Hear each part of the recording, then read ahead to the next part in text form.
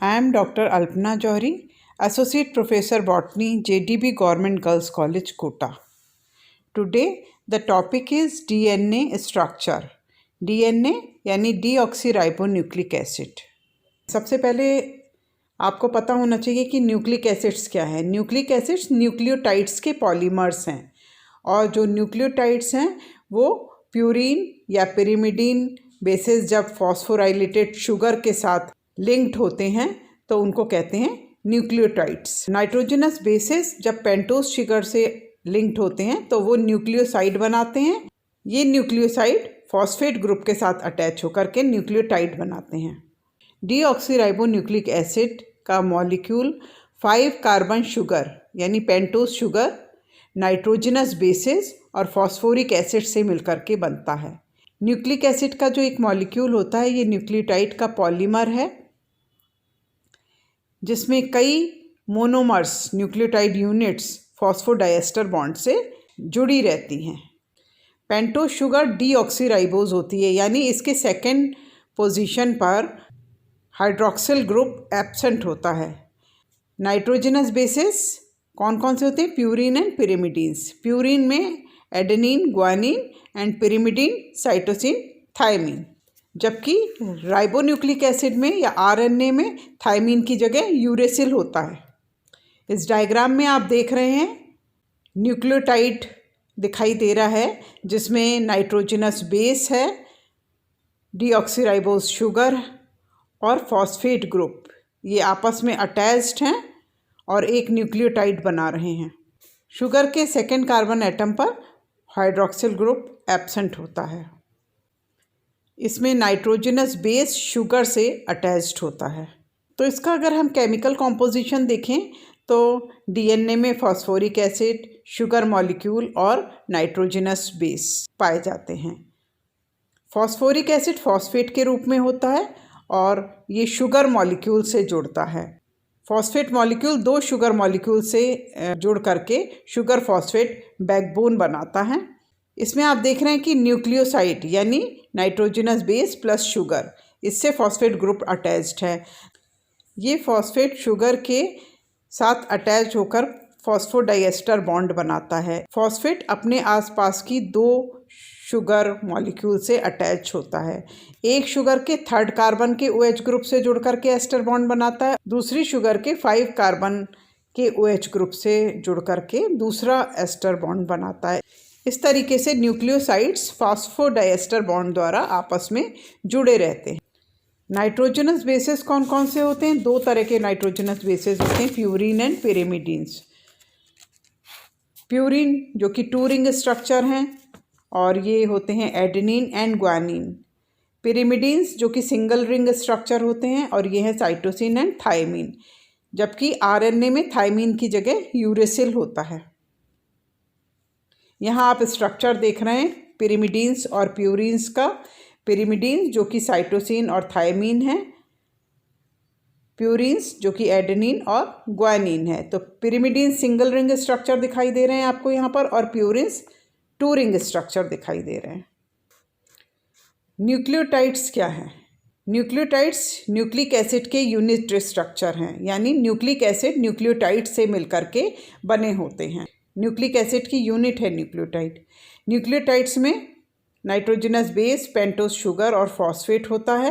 और nitrogenous bases कौन कौन से हैं? A, C, G, T और अगर आरएनए है तो U। फॉस्फोरिक एसिड में पाए जाने वाले जो 3 एसिड ग्रुप हैं उसमें से 2 न्यूक्लियोसाइड की शुगर को जोड़ने के काम आते हैं और तीसरा जो एसिड ग्रुप है वो एल्केलाइन प्रोटीन के साथ आयनिक बॉन्ड बनाता है।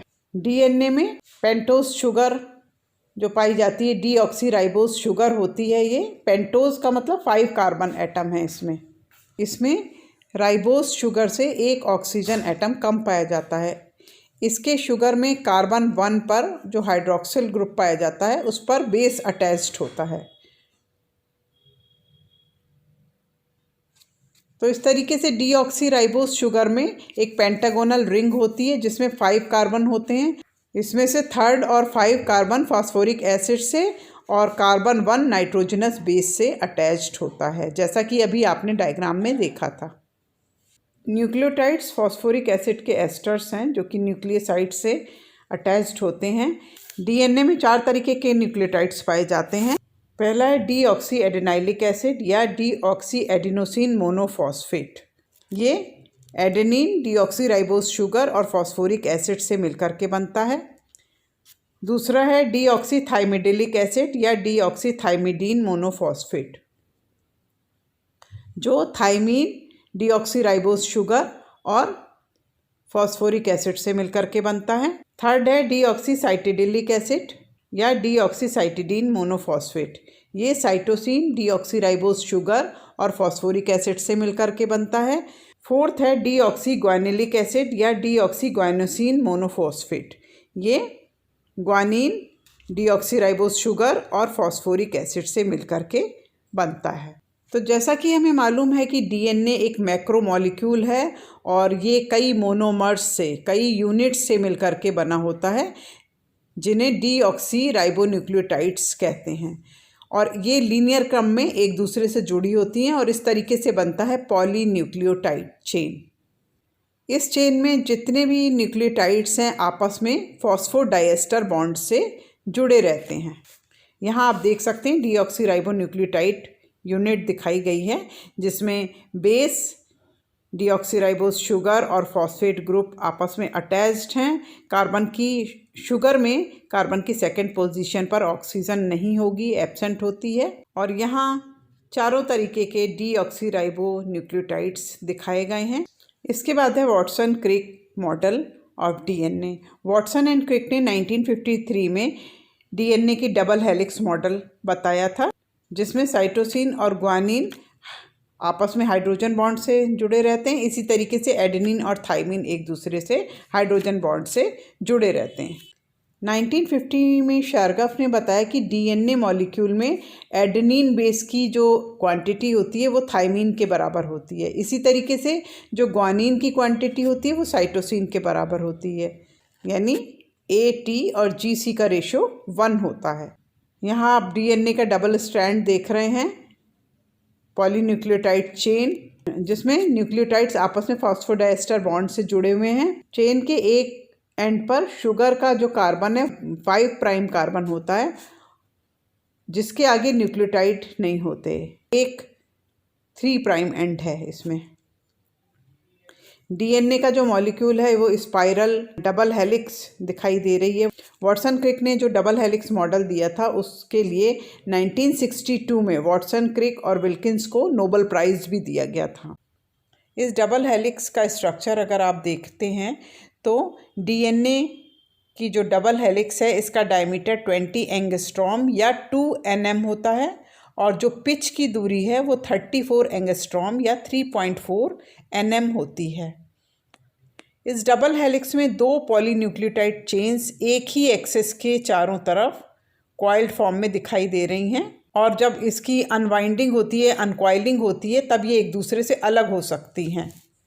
डीएनए के जो बेसेस हैं वो एक्सिस की लंबाई के साथ राइट एंगल पर प्रेजेंट दिखाई दे रहे हैं आपको। एडेनिन थाइमिन के साथ और साइटोसिन ग्वानिन के साथ अटैच्ड दिख रहे हैं। इसमें एंटी पैरेलल डायरेक्शन में ओरिएंटेड 2 पॉलीन्यूक्लियोटाइड चेन, जिसमें कॉम्प्लीमेंट्री बेस सीक्वेंसेस दिखाई दे रही हैं। 2 पास के बेस पेयर्स के बीच की दूरी 3.4 एंगस्ट्रॉम होती है। क्योंकि एक बार जब राउंड लगता है तो 34 एंगस्ट्रॉम है, यानी 3.4 nm है, तो हर राउंड में 10 बेस पेयर्स होते हैं। तो इस कारण से इनके 2 बेस पेयर्स के बीच की दूरी 3.4 एंगस्ट्रॉम होती है। तो हम देख रहे हैं इस तरीके से एक पिरिमिडीन की पेयरिंग हमेशा एक प्यूरीन के साथ होगी। डबल हेलिक्स मॉलिक्यूलर स्ट्रक्चर दिखाई दे रहा है डीएनए का। साइटोसिन और ग्वानिन 3 हाइड्रोजन बॉन्ड से जुड़े हुए हैं। थाइमिन और adenine 2 double bond hydrogen bond से जुड़े हुए हैं। शुगर फॉस्फेट बैकबोन बन रही है। शुगर मॉलिक्यूल्स आपस में फॉस्फोडाइएस्टर बॉन्ड से जुड़े हुए हैं। तो इस तरीके से डीएनए के मॉलिक्यूल में 2 पॉलीन्यूक्लियोटाइड चेन पाई जाती हैं जो एक दूसरे की कॉम्प्लीमेंट्री होती हैं। ये चेन आपस में पैरेलल होती हैं, किंतु इनकी जो पोलैरिटी है वो ऑपोजिट होती है। इस कारण से एक चेन का कार्बन 3' एंड और दूसरी चेन का कार्बन 5' एंड आमने सामने होते हैं। एक चेन को हम असेंडिंग यानी चढ़ती हुई कह सकते हैं और दूसरी को डिसेंडिंग कह सकते हैं, उतरती हुई।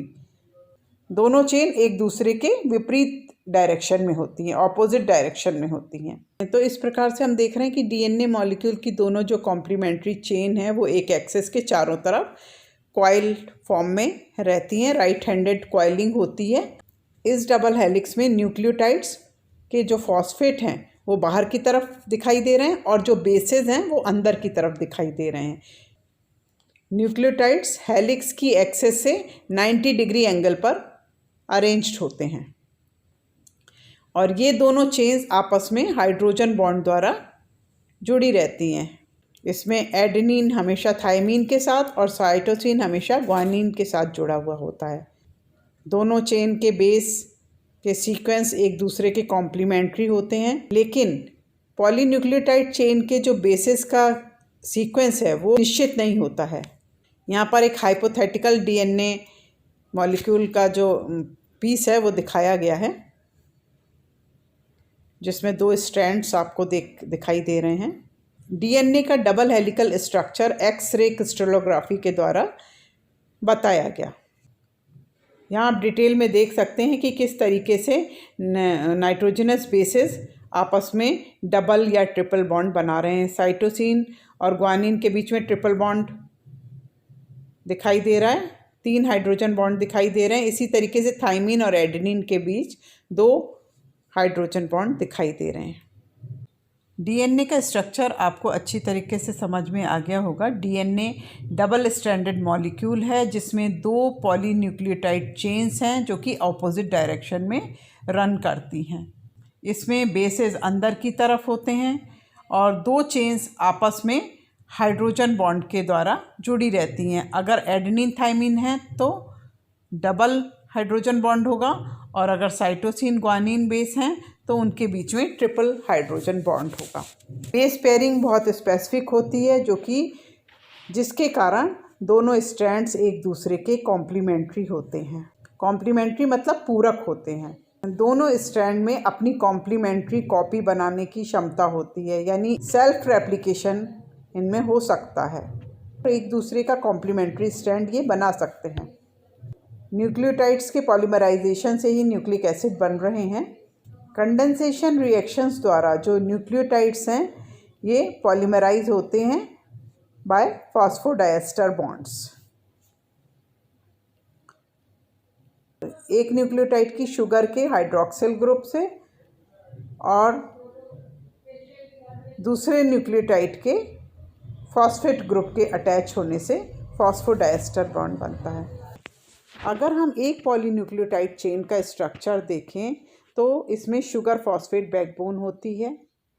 शुगर फॉस्फेट बैकबोन यानी शुगर और फॉस्फेट से मिलकर के बनी होती है, जिसमें एक 5' एंड होता है और दूसरा 3' एंड होता है। 5' एंड पर फॉस्फेट ग्रुप होता है और 3' एंड पर हाइड्रॉक्सिल ग्रुप होता है। नाइट्रोजनस बेसेस बैकबोन का पार्ट नहीं होते। नाइट्रोजनस बेसेस बैकबोन से अटैच्ड होते हैं और ये नाइट्रोजनस बेसेस दूसरी जो पॉलीन्यूक्लियोटाइड चेन है उससे पेयर कर सकते हैं। न्यूक्लियोटाइड्स का पॉलीमराइजेशन होता है जिससे न्यूक्लिक एसिड बनते हैं और ये कंडेंसेशन रिएक्शन के द्वारा होता है। कंडेंसेशन रिएक्शन से फॉस्फोडाइएस्टर बॉन्ड बनता है 5' फॉस्फेट ग्रुप और एक न्यूक्लियोटाइड के 5' फॉस्फेट ग्रुप से और दूसरे न्यूक्लियोटाइड के 3' हाइड्रॉक्सिल ग्रुप से। ये पॉलीन्यूक्लियोटाइड चेन हमेशा 5 to 3 डायरेक्शन में ही बनती है। जैसा कि आपको पहले भी बताया, complementary base pairing, complementary bases आपस में एक दूसरे से जुड़े हुए होते हैं। एडेनिन और थायमीन के बीच में हमेशा डबल बॉन्ड होता है। अगर आरएनए है तो उसमें थायमीन की जगह यूरेसिल होता है। बाकी यहाँ हम डीएनए का स्ट्रक्चर देख रहे हैं तो एडेनिन और थायमीन डबल बॉन्ड से जुड़े होते हैं, जबकि ग्वानिन और साइटोसिन ट्रिपल बॉन्ड से जुड़े होते हैं। और इस कॉम्प्लीमेंट्री बेस पेयरिंग का इम्पॉर्टेंस यही है कि दोनों स्ट्रैंड्स एक दूसरे के लिए टेम्पलेट की तरीके से काम करते हैं, एक दूसरे के लिए टेम्पलेट का काम करते हैं, मतलब सांचे का काम करते हैं, यानी इसके एक स्टैंड से दूसरा स्टैंड बन सकता है, एक स्टैंड अपने कॉम्प्लीमेंट्री स्टैंड को बना सकता है। Thank you.